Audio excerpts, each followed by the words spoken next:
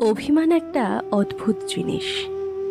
কেউ কেউ অভিমানের ভাষা বোঝে, আবার কেউ কেউ বুঝলেও এড়িয়ে যায় কিংবা বুঝতেই পারে না।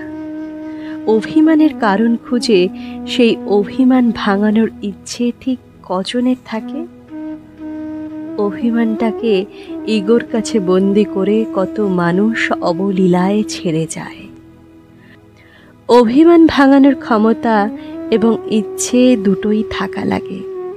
সম্পর্কে অভিমান ব্যাপারটা ঠিক তখনই আসে যখন ভালোবাসা এবং সময় দেওয়াটা কমে যায়।